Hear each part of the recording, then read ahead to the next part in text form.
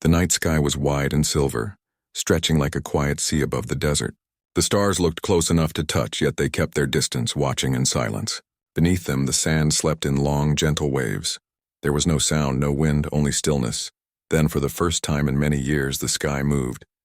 A small streak of light tore through the darkness. It was not a falling star. It was something living. The streak grew brighter, whiter, and then, softly, it landed beyond the dunes. No explosion, no fire, just a soft tremor that made the sand ripple like water. When the dust settled, there lay a small round pod half buried in the sand. Its surface shone faintly like moonlight on glass. From inside came a thin, weak sound, a breath, a whisper, almost a cry. The door of the pod slowly opened and a small figure stepped out. She was a little girl, perhaps 10 years old, though not like any human child. Her skin was pale with a silver tone that shimmered under the starlight. Her hair floated softly around her face, light as mist. Her eyes were large and bright, glowing faintly blue, full of confusion and fear. She stumbled as her feet touched the rough ground. The sand was strange beneath her toes, coarse and heavy. She looked around, searching for something familiar, but there was nothing. Only endless dunes and the whisper of the night wind. The girl tried to speak. Her voice came out in a soft, musical hum, words of a language unknown to Earth. She pressed a small pendant on her neck, but it gave only a broken flicker of light. The connection to her people was gone. For a while she simply stood there, trembling. She looked up at the stars and tried to find her home among them. She thought she could see it far away, a small blue point where her family might still be waiting. She raised her hand toward it and whispered a word that meant mother. But the sky did not answer. As the hours passed, she began to walk. Each step was slow and heavy. Her body ached and the air felt strange in her lungs. Still, she moved forward, following the faint glow of her pendant. It guided her like a fading memory. She did not know that the desert was not empty. Hidden in the dunes were small creatures, lizards, insects, and birds that woke only at night. They watched her from a distance, puzzled by her light. To them, she was something between a dream and a danger. The little alien girl did not see them. She only heard soft rustles and imagined they were voices.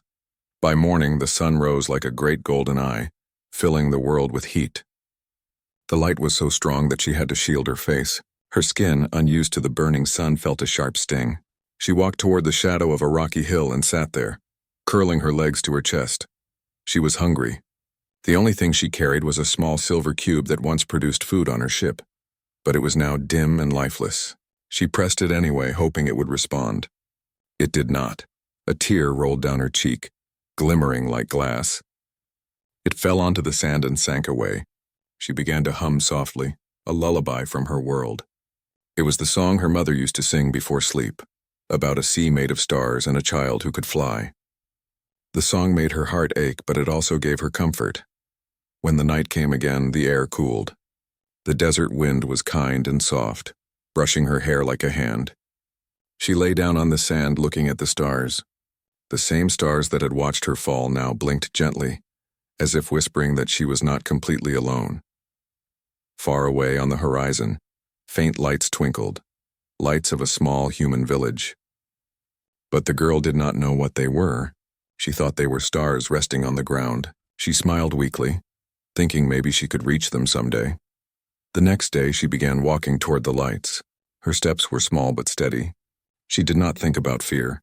She only thought about survival, about moving forward. The sand was hot, and her feet left faint glowing footprints that faded after a few minutes. The sun was cruel, but the girl was gentle and strong. She whispered words of strength in her own tongue, and it gave her courage. At sunset, she reached a group of dry bushes and sat beneath them. She saw small shapes moving at a distance, animals searching for food. Their eyes shone in the dark, reflecting her glow. They watched her, unsure if she was friend or foe. The girl smiled and whispered softly to them. She did not want to harm anything. She just wanted peace. The creatures moved closer, sniffing curiously. One small fox with golden fur sat near her and tilted its head. She offered it her hand, and the fox touched it lightly before running away. For a moment the girl laughed, the sound pure and sweet in the lonely air. But as the night grew deeper, she began to feel the weight of her loneliness again. She missed voices, warmth, and the gentle hum of her home ship. She thought of her people, how they might believe she was gone forever. The thought made her chest tighten and she hugged her knees, trying not to cry. Above her, a shooting star crossed the sky. She watched it go and whispered, "Take my wish with you." She wished for someone, anyone, who would see her not as a strange creature, but as a child lost and in need of help. As dawn broke once more, the light on her pendant flickered faintly. It was almost out. She stood up and faced the endless horizon. The desert was wide, but she was not ready to give up. She believed the stars had not brought her here to end her story, but to begin a new one. She took a deep breath, steadying herself. The wind lifted the edge of her hair as she began to walk again. Step by step, she moved toward the unknown, her small shadow stretching behind her like a silent promise. Somewhere out there, beyond the dunes, life waited, a world that did not yet know her name. And though she did not understand its language, she believed that someday, someone would hear her voice and answer it with kindness. The little alien girl kept walking, her light flickering gently in the rising sun. The monsters she feared were still far away, hidden by time and distance. For now there was only the desert, the stars above, and the quiet hope that she would not always be alone. The little alien girl walked for many days through the desert. The light from her pendant grew weaker with each step, but she still followed it, hoping it would lead her somewhere safe. The world around her was endless, sand, sky, and silence. Yet sometimes she felt as if something unseen was walking beside her, watching her every move. At night, the wind whispered softly, carrying strange sounds. The girl would sit by a small rock, curling her knees close to her chest, and listen. Sometimes she thought she could hear laughter far away. Sometimes it was only the wind. But other times she heard voices that sounded like fear. She had learned one truth since landing on Earth. This world was not as quiet as it looked. One evening, she reached a place where the sand met a wide plain of dry grass. There were marks on the ground, footprints, wagon tracks, and round metal shapes half buried in the soil. She bent down and touched one of the marks. It was warm, as if something heavy had passed by not long ago. She followed the trail until she saw something she had not seen before, a fence. It was made of wooden posts and wire stretching far in both directions. Beyond it stood small buildings with lights glowing inside. She stopped, her heart beating fast. These were not stars on the ground, they were homes. The girl hid behind a rock and watched. People moved around carrying lanterns. Their voices were deep and fast. She could not understand their words, but she felt the rhythm of their lives, the way they spoke, worked, and laughed together. For the first time since she had fallen from the sky, she saw a community. She wanted to go closer. She wanted to speak, but her reflection in the metal fence scared her. Her eyes glowed faintly in the dark. Her silver skin shone like a mirror. Would they think she was dangerous? She decided to wait until morning. When the sun rose, she found herself surrounded by new sounds. Birds sang from trees and cattle moved slowly across the field. The people were busy with their day, fetching water, repairing roofs, lighting fires. She crept along the edge of the fence, curious but careful. A group of children ran past, laughing. Their joy made her smile. She wanted to laugh with them, but when one of the boys saw her pale face through the fence, he stopped and stared. For a second, both children froze, two worlds meeting through a line of wire. Then the boy screamed and ran away. The girl stepped back, frightened. Her hands shook. She did not understand what she had done wrong. She had not spoken, not moved. She only existed, and that was enough to scare them. From that moment, the village began to whisper. By evening, everyone had heard of the desert spirit. Some said it was a lost child. Others said it was a strange creature. A few believed it was a sign from heaven. None of them came close to the truth. The girl hid among the rocks and listened. She did not understand their language, but their tones were sharp and worried. She wished she could tell them she meant no harm. She wished she could tell them she was just lost.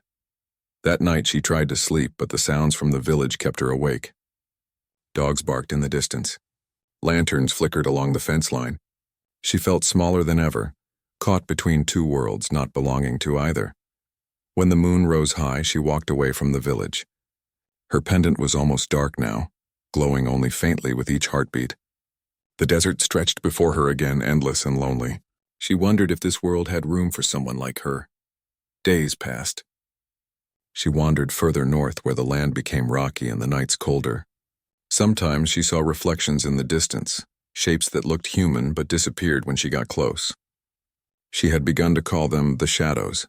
They seemed to move when she turned her head. They never spoke, but she could feel their presence. They were curious, just like her, but they hid themselves well. One afternoon, she reached a dry canyon.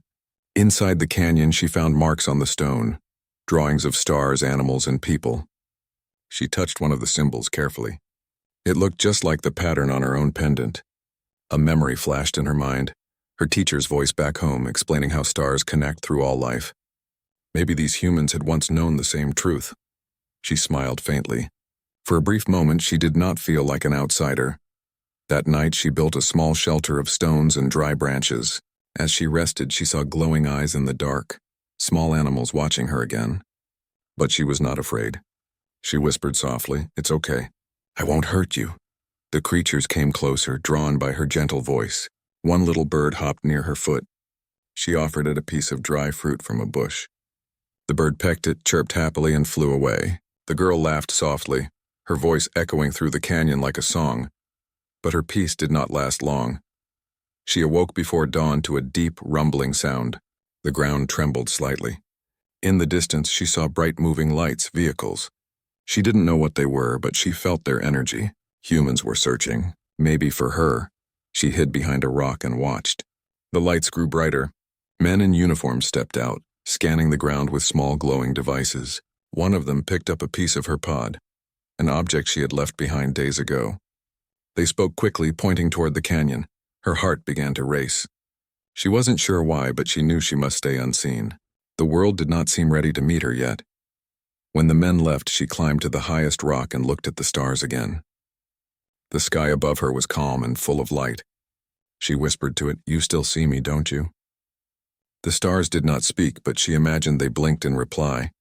She stayed on that rock until sunrise. The first rays of light painted her silver skin with gold. She realized that even though this world was strange and sometimes frightening, it was also full of beauty. The same sun that warmed humans now warmed her too. From that day on, she made a quiet promise to herself. She would not be afraid of being different. She would learn about this planet, its people, its air, and its songs. Maybe one day she could show them she was not a monster, but a friend. As she walked again across the open land, a soft sound followed her, a small rustling in the grass. She turned and saw a shadow watching her, but this time it was not hiding. It was a man, a traveler carrying a small bag and a lantern. The girl froze. The man stopped too. Their eyes met across the distance. Neither spoke. The wind moved gently between them, carrying the quiet heartbeat of the desert. For the first time, she felt that maybe the world had heard her wish. The sun was setting, painting the desert sky with soft colors of orange and pink. The little alien girl stood still, watching the man in the distance. He looked tired and dusty, carrying a small lantern that glowed gently in the evening light. His clothes were simple and worn, and a scarf covered part of his face from the dry wind. For a long moment, neither of them moved. The desert around them was silent except for the whisper of the wind and the quiet hum of her pendant. The man lowered his lantern a little, squinting as if unsure whether she was real or just a trick of the fading light. Then he spoke softly. "Hello?" His voice was calm, deep and kind. The girl tilted her head, trying to understand. The words meant nothing to her, but the sound of them felt safe. She did not answer, only took a small step back. "It's all right," the man said, raising his hand slowly to show he meant no harm. "I won't hurt you." The girl couldn't understand his words, but she understood the tone, gentle, careful, patient. It reminded her of the teachers on her homeworld. Still, she stayed quiet, her big eyes watching every move. The man took a cautious step forward. When he lifted the lantern higher, the light touched her face and he froze in surprise. Her skin shimmered faintly like moonlight, and her eyes glowed soft blue. She was not like anyone he had ever seen. For a moment he thought she might be a dream, a reflection from the stars. But then he saw the dirt on her knees, the small cuts on her feet, and the fear in her expression.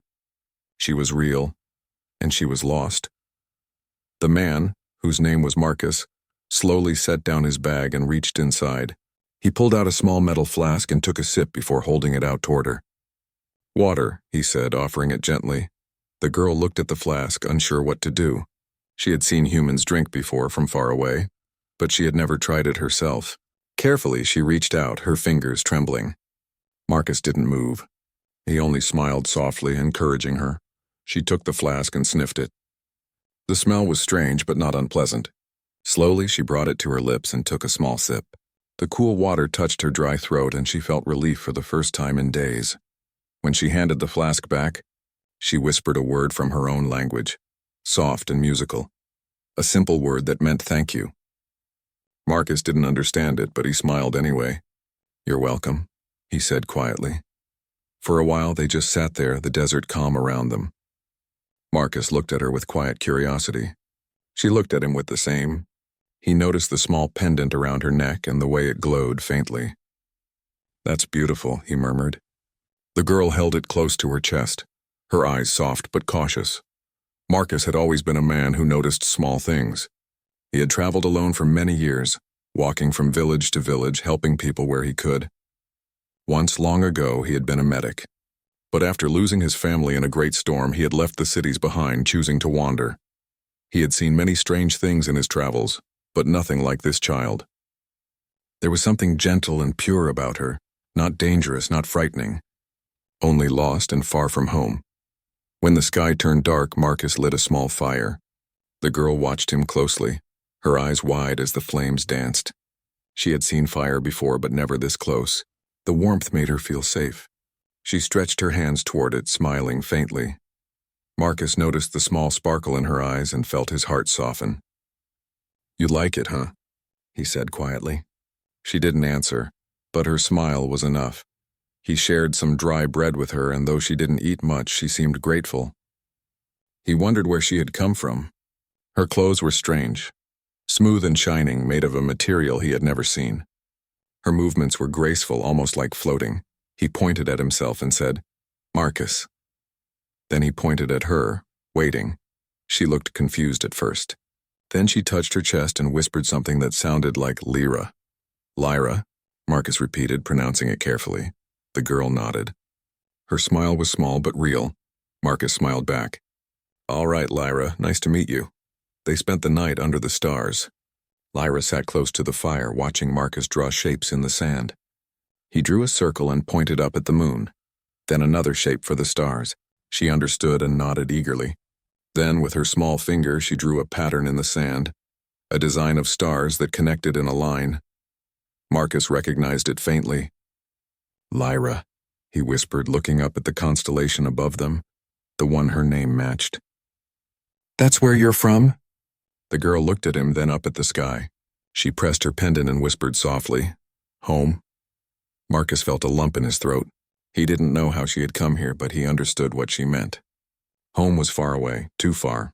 Over the next few days, they traveled together. Marcus showed her how to find water by following birds and how to stay cool during the day. She, in turn, taught him small wonders, how to listen to the hum of the earth, how to find direction by the color of the sky. Though their words were different, their hearts learned to speak the same language. Lyra began to laugh more. She liked the sound of the wind and the feel of sand between her fingers. She collected small stones and showed them to Marcus as if each one was a tiny treasure. Marcus often caught himself watching her and wondering what kind of world she had left behind. He had met many people in his life, but none with eyes that looked at the world with such kindness. One morning, Lyra saw her reflection in a small pool of water. She touched her silver skin and asked, "Different?" Marcus nodded gently. "Yes, but different isn't bad." She looked up at him, confused. He smiled softly. "Different means special." Lyra thought for a long moment, then smiled too. "Special," she repeated, her voice soft but full of pride. That night, as they rested near an old tree, Marcus looked at her and said quietly, "You know, Lyra, you're not a monster like people think. You're a miracle." Lyra didn't understand every word, but she saw the kindness in his eyes. She reached out and touched his hand. Her touch was light and warm like a promise. For the first time since she fell from the stars, Lyra felt she belonged somewhere, not because of the sky she came from, but because of the heart that saw her as she truly was. In the calm silence of the night, the wind carried the faint hum of her pendant, soft, glowing, alive again. Marcus looked at it, then at her. "It's brighter now," he said. Lyra nodded. She placed her hand on her heart and whispered, "Friend." Marcus smiled. "Yes," he said softly. "Friend."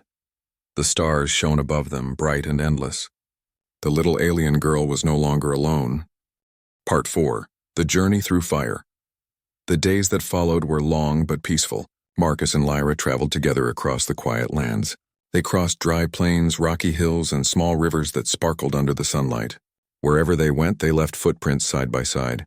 One large, one small, one human, one from the stars. Lyra had learned many new words now. She could say water, sun, friend, and safe. Marcus was proud of her. Each night he would point at something and tell her its name. She would repeat it carefully, her voice soft and full of wonder. Sometimes she taught him too. She would touch the sand and close her eyes, and the tiny grains would rise for a moment, floating as if carried by invisible wind. It was gentle and harmless, just a sign of her world's energy still living inside her. Marcus would laugh quietly and say, "Magic." But Lyra would shake her head and reply, "Not magic." Marcus began to understand. She wasn't just a traveler from the stars. She was a being deeply connected to everything around her. Even the earth seemed to listen when she whispered. One morning they reached a green valley with clear water and tall trees.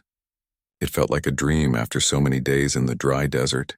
Birds sang from above and soft grass brushed their feet. Marcus smiled and said, "We can rest here." Lyra's face brightened. She ran toward the water and dipped her hands in it, laughing softly as the ripples spread across the surface. Marcus sat by a rock, watching her. The sight filled him with peace he hadn't felt in years. For a man who once lived in noise and sadness, this small girl had brought quiet joy. They stayed in the valley for 2 days. Marcus found fruits and Lyra built small shelters from leaves and branches. She had a natural gift for shaping things. When the wind passed through her hands, it seemed to follow her will. At night, they would lie on the grass and look at the stars. Marcus often told her stories about the constellations, how people used them to find their way. Lyra listened carefully, her eyes shining. Then she would lift her hand and draw new lines in the sky, connecting stars he didn't know. "My map," she would whisper. "It shows home." Marcus nodded. "Maybe one day we'll find the way there." Lyra smiled, but deep in her heart she knew her world was far beyond reach. Still, she believed that the stars watched her, proud of her courage. On the 3rd morning, something changed. Marcus noticed tracks near their camp, marks in the grass, footprints that didn't belong to either of them. He didn't say anything to Lyra, not wanting to frighten her, but his eyes grew thoughtful. They continued their journey, moving north toward the mountains. The air became cooler and clouds began to gather in the sky. At night, Marcus could see distant lights far behind them. Perhaps travelers, perhaps searchers. He didn't know.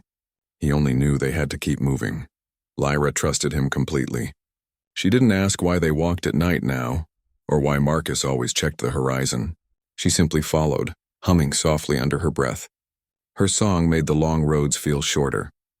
One evening, as they rested near a small fire, Marcus took out a folded piece of paper. It was an old map, torn and faded. "There's a town near the mountain," he said quietly. "People there are kind. Maybe they'll help us." Lyra looked at him with curious eyes. "Safe?" she asked. "I hope so," he replied. The next day, clouds covered the sun. The air smelled of rain and thunder rumbled far away. Marcus walked ahead holding his lantern, while Lyra followed close behind. She didn't mind the rain. It reminded her of the silver storms on her home planet. She lifted her face to the sky and let the drops fall on her cheeks, smiling. But Marcus grew worried.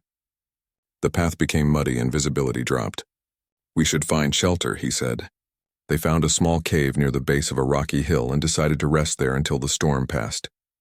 Inside the cave, Lyra built a small circle of stones for the fire. Marcus gave her his coat to keep warm. "You'll catch cold," he said, but she only laughed softly. "Cold is nice," she replied, learning another new word. As night fell, the storm grew stronger. Lightning flashed far away, lighting up the valley for a moment. Lyra hugged her knees, staring at the dancing shadows on the cave walls. The light made the pendant around her neck flicker again, brighter than it had in weeks. Marcus noticed it and asked gently, "What makes it shine like that?" Lyra touched it carefully. "Heart," she said. "When heart is full, it shines," Marcus smiled. Then it must be full right now. She looked at him with wide eyes and nodded. Because, friend. Those two words, simple and soft, touched Marcus deeply. He looked away for a moment, his eyes wet from more than just the rain. When morning came, the storm had ended. Everything was fresh and new. The air smelled of wet earth and birds sang from the trees. They stepped out of the cave, the world around them sparkling with light. A rainbow arched across the sky, bright and wide. Lyra gasped softly, pointing up. Bridge, she said. Marcus chuckled. Yes, a bridge of colors. We call it a rainbow.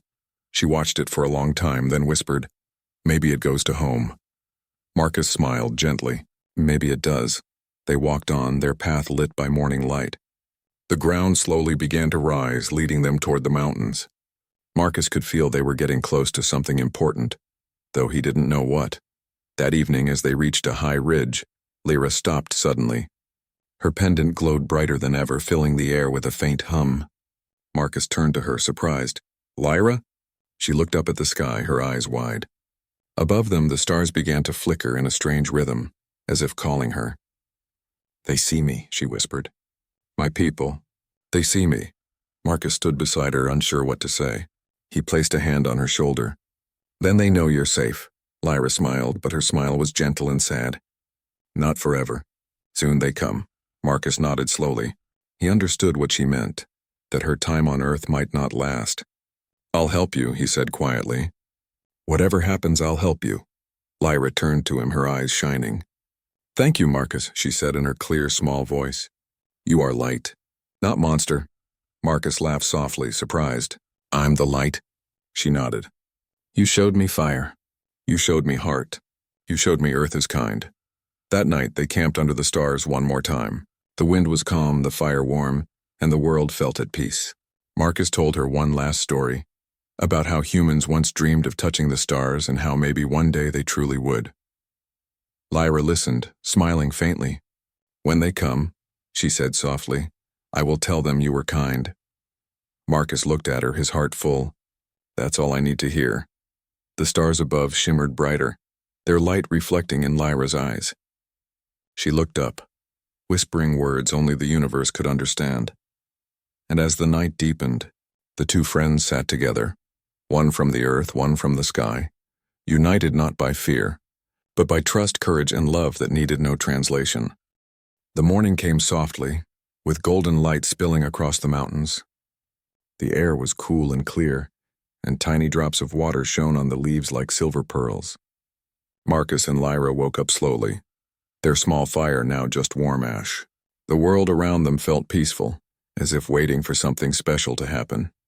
Marcus stretched and looked at the horizon. It's a good day, he said quietly. Lyra smiled. Good day, she repeated, copying his tone. She liked learning new ways to say hope.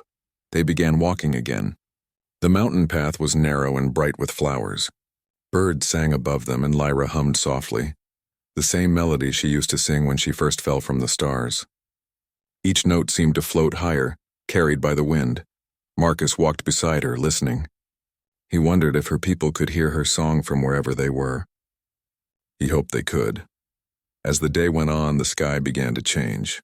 Clouds moved slowly, forming shapes that shimmered in soft light. Lyra stopped walking and looked up. Her pendant was glowing again, stronger than before. Marcus, she said softly. They are calling. He turned to her, following her gaze. The clouds above had formed a ring of light, shining like a doorway made of stars. The sight filled him with both awe and sadness. Is that your way home? He asked. Lyra nodded. Her voice was calm but filled with emotion. Home is near. But heart? She placed her small hand on her chest. Heart is here too. Marcus's throat tightened. You mean here on Earth? Lyra nodded again. With you. They stood there for a long moment, the wind moving gently around them. Marcus didn't know what to say. He wanted her to go home, to be safe and happy. But the thought of losing her made his heart ache. You belong with your people, Lyra, he said softly. They must miss you. Lyra looked at him with kind eyes. They miss me, but you found me. You made me live again. Marcus knelt beside her so their eyes were level. You gave me life too, he said. I forgot how to feel hope until you came. She smiled, a small shining smile that could have lit the world. Then we both found home. The air grew brighter, filled with a soft hum. The ring of light in the sky shimmered more strongly, sending beams down toward them. The mountain breeze became warm and full of tiny glowing dust. Lyra's pendant pulsed in rhythm like a heartbeat. Marcus stepped back slightly, shielding his eyes from the glow. "It's beautiful," he whispered. Lyra nodded. "It remembers me." She looked around one last time as if memorizing everything. The rocks, the trees, the earth that had held her when she was alone. Then she looked at Marcus. "Will you remember me?" He smiled sadly. "Every day." She reached out and held his hand. Her fingers were small and cool, but her touch felt alive. "You are kind," she said. "Tell your people, not all stars are far. Some walk beside you." Marcus's eyes filled with tears, but he nodded. "I'll tell them, Lyra, I promise." The light from the sky wrapped around her gently like soft ribbons of gold and silver. Her hair lifted in the breeze, and the glow from her pendant spread across her body, turning her into a figure of light. She didn't look afraid and only peaceful. "Goodbye, Marcus," she said softly. He wanted to speak, but his voice caught in his throat. He simply whispered, "Goodbye, little star." The light grew brighter, filling the air with warmth and quiet music. Then slowly it began to rise. Lyra's small figure floated upward, her eyes still on him, her hand pressed over her heart. Marcus stood there unmoving as she rose higher and higher until she became one with the light in the sky. Then the glow faded, and the mountain returned to silence. Marcus stood alone for a long time. The air still shimmered faintly, as if the world remembered her touch.